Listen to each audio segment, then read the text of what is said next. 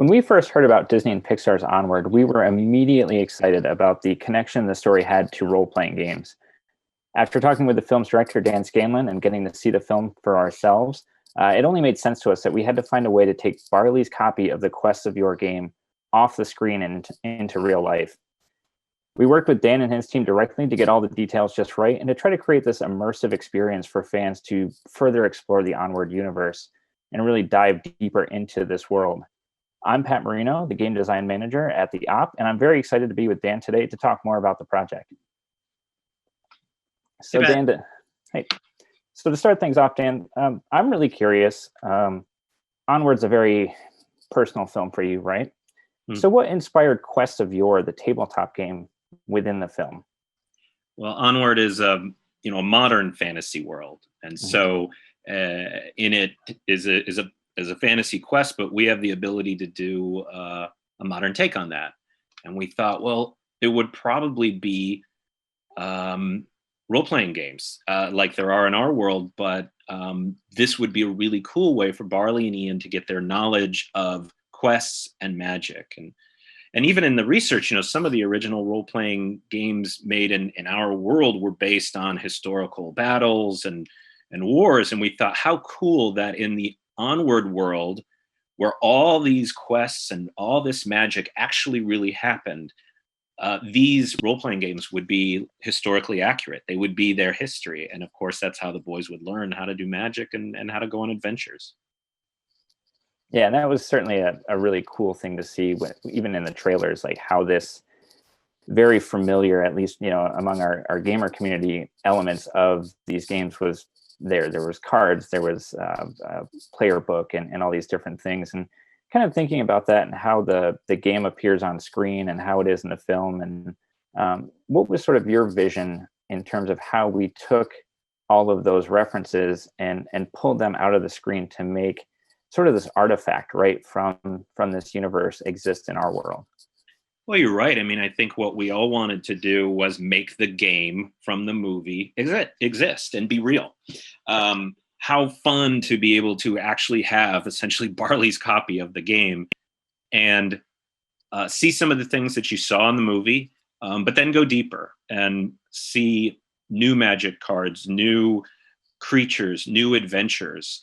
And, how fun to learn more about the lore and the background and the history of the world of Onward by having a game you can actually play. Well, you mentioned the history, right? And that's one of the things that we looked at a lot in crafting this game. Fans may not know yet, because the game is still forthcoming, that the game actually takes place in a different timeline from the film. So this is, hundreds of years before Ian and Barley first, went to school and had their adventure and did everything that they did in the film. And so in kind of doing that, what were the messages or the core themes and things that you wanted to make sure still brought the Onward universe to life and felt authentic, even though we're in this different timeline and we have some different story going on? As you said, it is so fun to get to go back, 800 some years to the Manicore's heyday and really live in the world of the opening of the movie, where you saw actual quests and an actual magic occurring. But it was important that the game really espoused the things that Barley learned from it. You get the idea in the movie that Barley's whole code of ethics and his words to live by all came from things he learned in the game. So it was important for us when we were making the game to make sure that that it taught the players those very things, to trust your gut, to not take the easy road, to use what you have. And then I think the most important thing for us in working on the game was, the most important thing that Barley does in the movie is that he supports his brother and encourages his brother. And so it was important to us that the game also do that it also really inspire people to encourage and support each other as they play. Yeah, it's definitely a fun aspect of working on this project, right? Is both using Barley's voice, and I really like how the game is not just any copy of Quests of Yore. This is Barley's copy. It's got his notes and his little nudges to encourage you to get into character, to take some risks, to really play in this universe and not be bound by, well, are we playing it exactly right? And I think that's an interesting aspect that people don't always know about role-playing games if you haven't played one before, is there's an element of improv, right? You never know what the players are going to do if you're the quest master, and you have to be able to adapt to the way that they want to sort of experience the story and the quest. And I've really come to appreciate how we've been able to figure out how Barley is sort of that voice of, sometimes things will go a little off from what you thought, but like, here's how you roll with it and make this experience your own, and kind of adapt to it. So his voice is still in the game, even though he's not in the story of the game, right? In that adventure. Right. And it was fun to get to write him again. From a character point of view, he's such a fun character.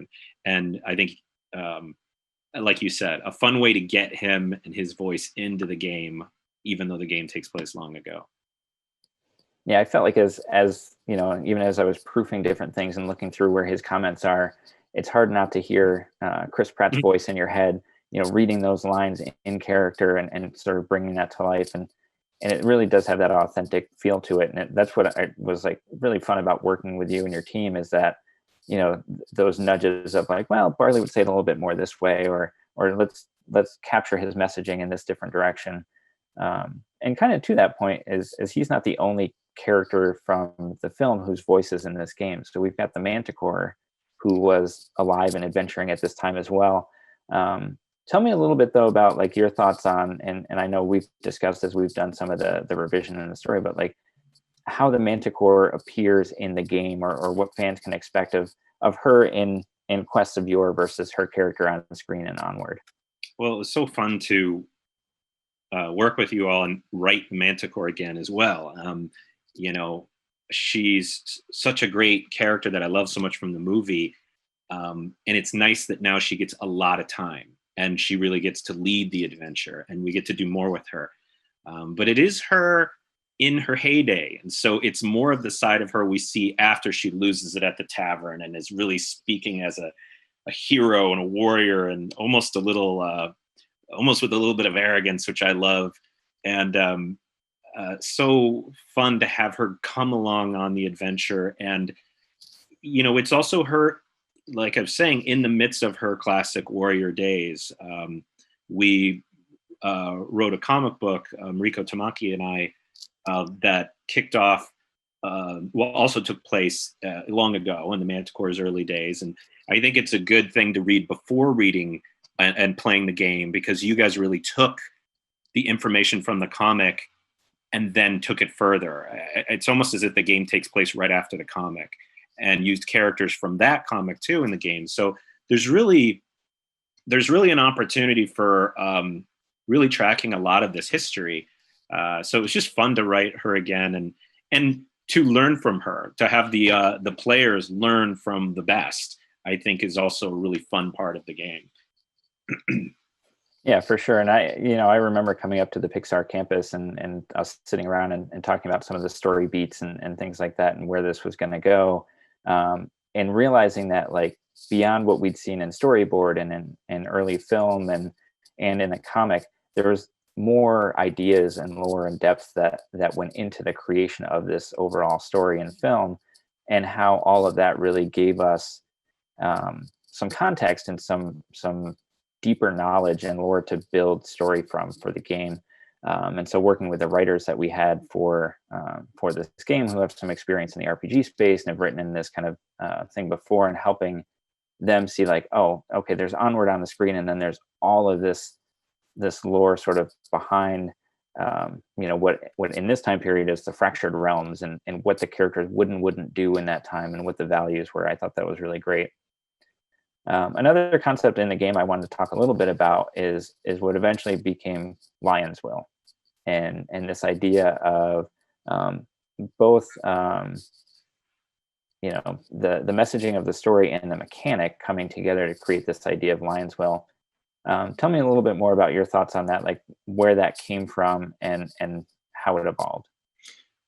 We want to make sure that the player's experience is in some ways similar to Ian's experience, learning these lessons about confidence and about taking risks, about stepping out of your comfort zone and putting yourself out there. That was really important to me in the early days, that the game give players that experience. And Lion's Will was a way to, similar to what Ian has to do when he's casting spells, he really has to, again, challenge himself, take risks, do things he's not comfortable with, do things that he may be too shy to do or doesn't believe in himself enough to do. And we wanted to have players do that too, you know, have them, in order for spells to work, we wanted them to, you know, have to do something that is fun or embarrassing or out of their comfort zone, because it just, I think you'd just be surprised of what you're capable of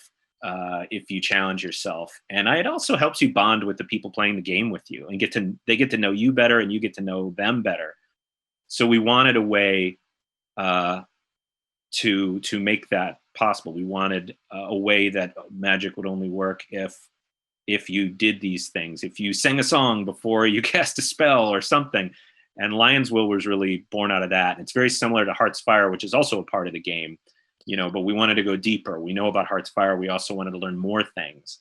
And I always feel like both Heart's Fire and Lion's Will, the thing that I used as a test when you were all pitching ideas of what people might have to do in order to cast a spell, I would just ask myself, would I not want to do that? I would not want to do that. Okay, that's perfect. Because I'm like Ian, I'm a sort of a shy, introverted person, but I love that a good game can make you step out of that comfort zone. Yeah, it's funny you say that. We've, of course, been doing a lot of testing of the game and playing through it. And we have one test group in particular that's, you know, gone through the whole story and had the whole adventure. And when we started and these things would come up, sort of the group would look to me as the quest master and say, okay, like what are they going to have to do? And there was that moment of like collective almost hesitation of like, oh, I'm glad I'm not the one that's going to have to do this. and as we went through the quests, and you know, there's the prelude and then 11 quests in this box, so there's a lot of content there. I saw the group kind of evolve to, before I could come up with something, the other players were like relishing the opportunity to say, you know what you should do to really earn that reroll or to earn that opportunity to do this thing. And we really ended up with some great memorable moments. And one that comes to mind is we have a player playing the Cyclops Wizard and another playing Unora, who's the gnome bard kind of character that we have as a pre-generated character. And the Cyclops wanted to carry the gnome across a river, basically. And it was like, okay, they failed their roll, so they wanted a chance to use Lion's Will to try it again. And thought, okay, you're carrying this thing. And the challenge that came up with was basically recreating this action by like walking across things in their house while carrying a cat on their shoulders as if it was the gnome, and kind of going through this whole like reenactment of the scene. And they have to literally do that. Like they have to pick up their cat and walk around. Right. Yeah. And of course, you know, we were social distancing, we were playing over Zoom, but it's like, I'm sitting there going, where's the record button? You know, this one we need to save. So, yeah, it's cool that group of people probably know each other better now, you know, because they've had to get out of their comfort zone a little bit. Yeah, and it's always interesting to see how that's different for each player, right? As the groups come together, sometimes it's acting out a thing is hard for some people, and for others that's very easy. But then asking them to share something personal or kind of be emotionally vulnerable rather than sort of theatrical can be just as challenging. And finding that balance for different players has been really fun. I mean, it's so much of the experience that we do at Pixar when we're writing stories is we share our personal stories. And I'm sure you're all doing too, when you're pitching ideas for the game, you're getting up and saying, what if we did this? And sometimes it doesn't go well and it's a little embarrassing. And boy, by the end, you're so bonded from putting yourselves out there. And I think that's what's important about this in the game, and does emulate the feeling of the movie and the feeling of having gone on a quest together. Yeah, and it's interesting you say that, because like being up at the Pixar campus and seeing all of the folks, you know, together from the Pixar team who worked on Onward, and having some of those conversations and seeing that idea generation and the back and forth, is very evident, right? That there's this bond there around this story and this universe. and sort of this willingness to throw ideas out, and then for the group to constructively shape and mold them, or say like, oh well, man, maybe not that, but what if we go over here, and seeing how those things ultimately influence the story of the game, and the direction it went, not only from sort of the quest story you play through, but also the functionality of the game, and of course seeing some RPG experience and gamer experience among that team helped really craft some of the gameplay for us, and helped us kind of hone that in to make not just a role-playing game set in this universe, but a role-playing game that embraces this universe, which was, I think for us, one of the most exciting parts of it is, getting to go deeper in, and create something new and write some new story within an existing IP that people know, and with the folks who have the passion and were behind it. And what was nice is you were able to add more danger than I think there is in the movie at times, because the movie takes place in the modern fantasy world where people are civilized. So it was frankly hard for us to find stakes. And what I love about the game and what your team did is it's the old world, it's not a civilized place. It's not New Mushroomton. It's just Mushroomton at this point. And there's creatures and there's people that want to do harm. So the game is has a lot of stakes and a lot of danger. But then the other thing that was fun with working with you and our team working with you is how, as time went on, your team really got a sense of humor that has to be in Onward too. You know what I mean? As well, because even though it doesn't have the modern twist on it and the humor that comes with the modern twist, it still has a modern sense of humor.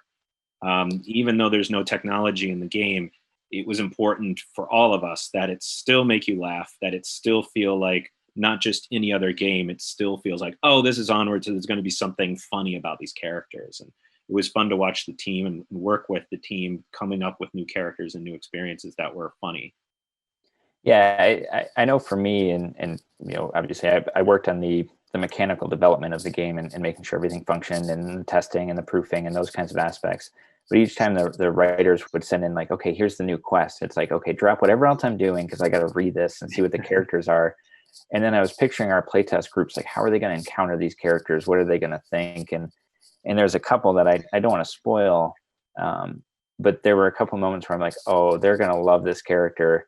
And thinking ahead that like the game sort of has an out for like, no, you can't bring this person with you. We know you're going to love them. We know you're going to think they're really funny or engaging, but they're not really going to join your party and go on your quest. They're part of this scene and this thing. But it really did come to life in that way, that they're like, oh, well, can we get this character to just be part of our group forever? And it's like, well, can we? Maybe, but trying to figure those things out.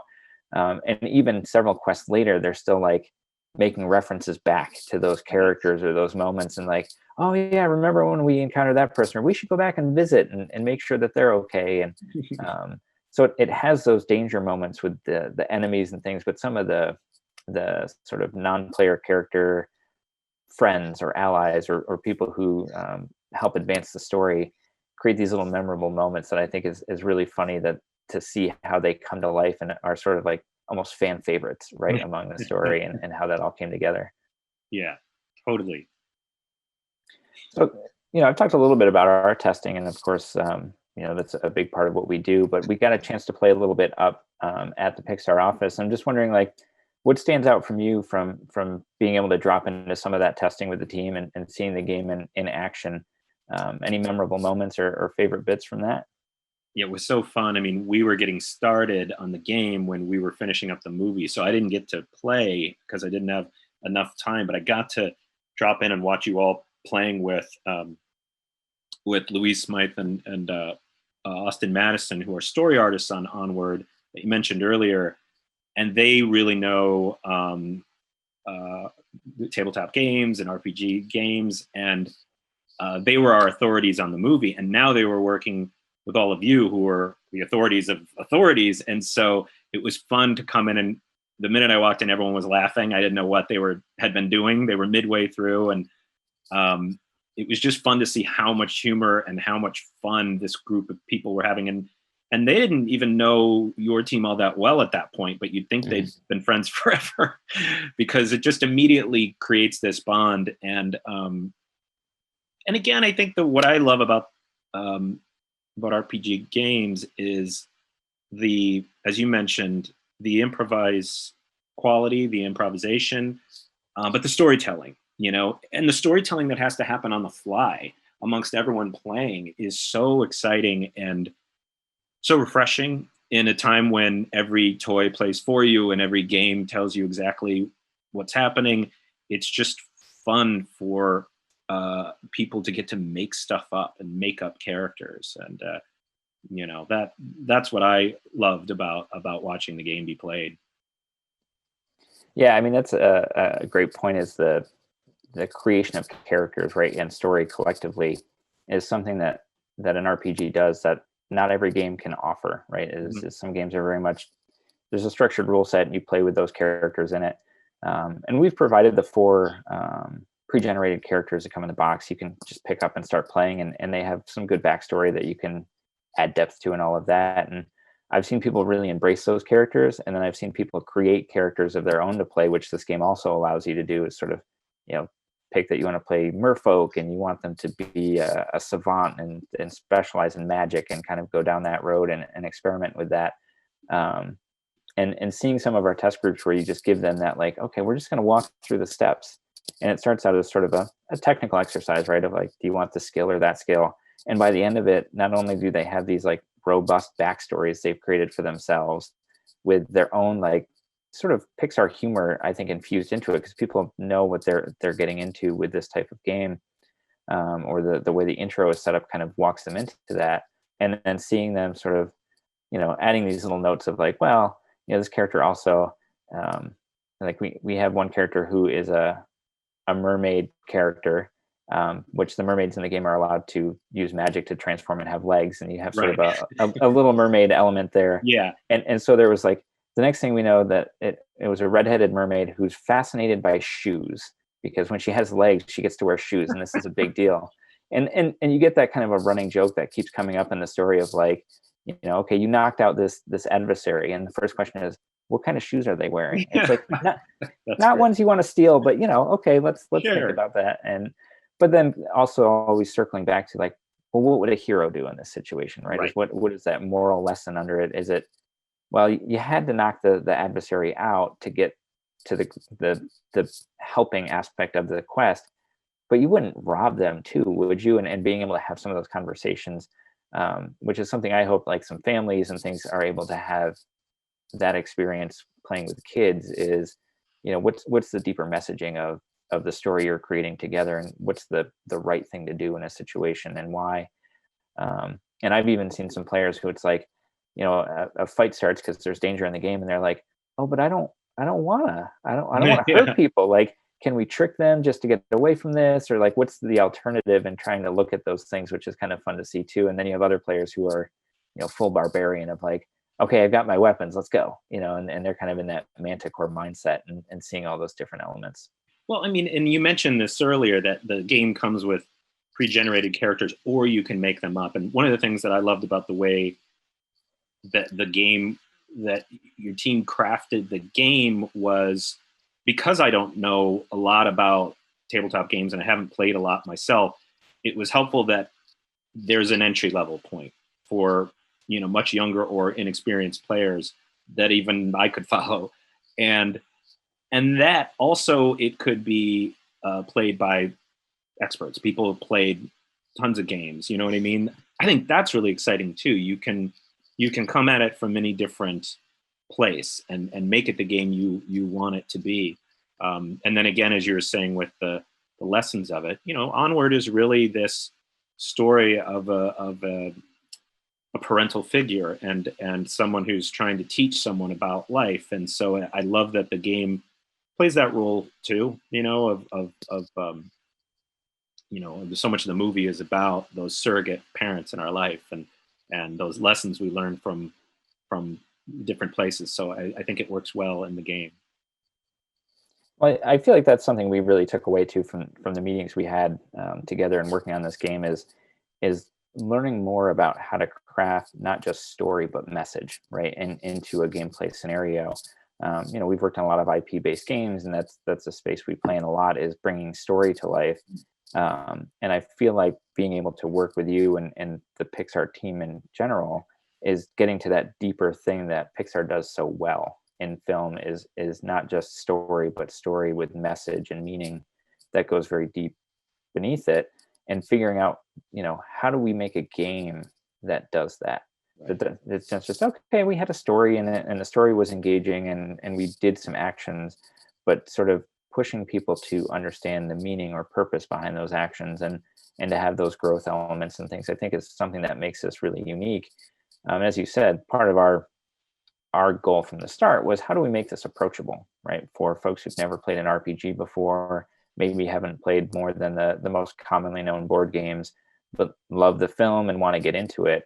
And part of that was Barley's voice, is the guiding nudge of, you can do this. There's a lot to explain in terms of a rule book that accounts for every sideways thing your players might do. But at the core of the game, it's, describe your action.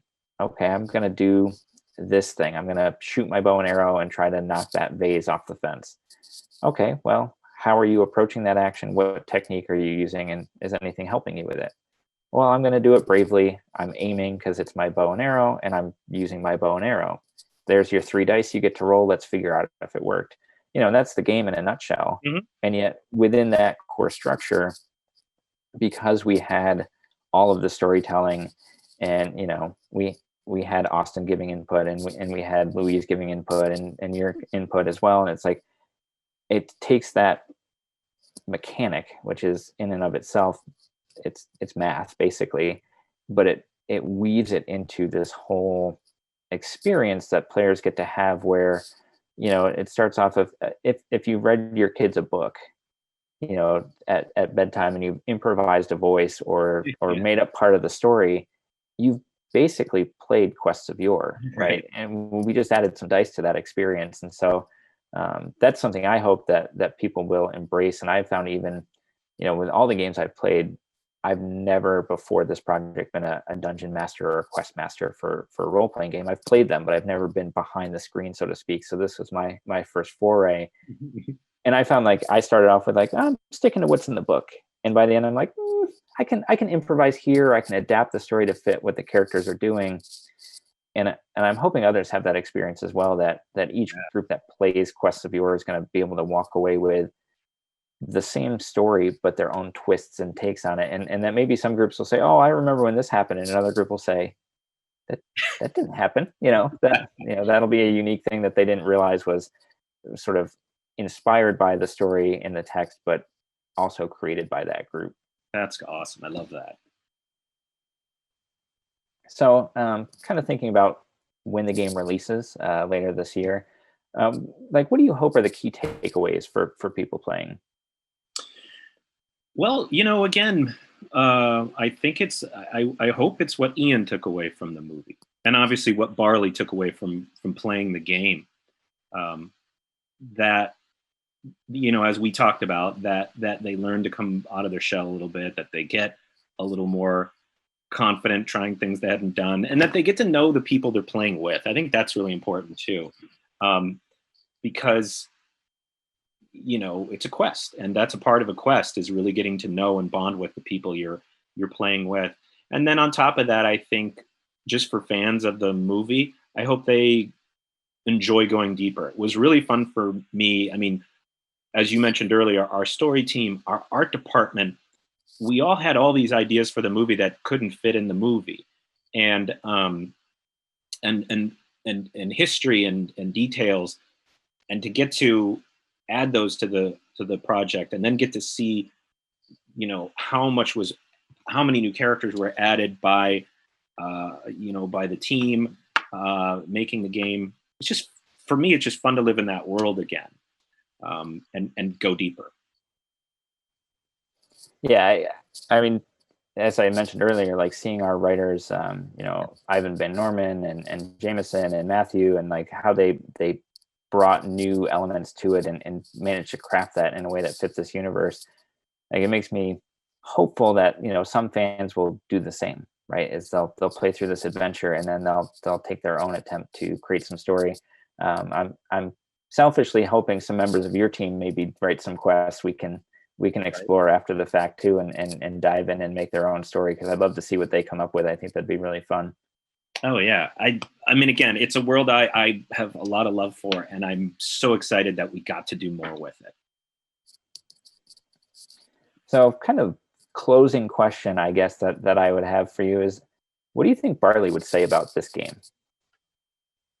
Well, at first, I think Barley would say it's not a game; it is a playbook for life. I think Barley would be offended that you called it that. Yeah, he would just say that, you know, there are life lessons in this, and then he would probably like have one or two historical inaccuracies that he would have issue with, you know, like on page 24 and 138. He'd be like, nah, that's not exactly how that worked, but other than that, it's pretty spot on. That's great. I can totally picture that. Yeah. I think, like, I always picture him having this game and somewhat the way he did it as a film. It's like both sacred artifact and well-worn collectible. Yeah. Like it has this reverence, but you know, the version that we've created and sort of what you see in the film is like, it's also well loved, right? Like some of these cards have art that shows Cheeto stains and duct tape and his own stickers and touch on it. It's like, it's that mix of like seeing that importance in the life lessons in the game, but also not being afraid to embrace it, customize it, own it, and use it. And I think that kind of messaging is really cool. And that for me was like an element of Barley, right? Is like, this thing is important, but like, don't be afraid of it either because of its importance. Right. Yeah. And don't be afraid to change it and to, you know, yeah, that's great. Well, I think that was all the questions I had to discuss today. I really appreciate you taking the time and getting to talk with you even more about the project and the game and picking your brain a little bit about the Onward universe. It's been a lot of fun.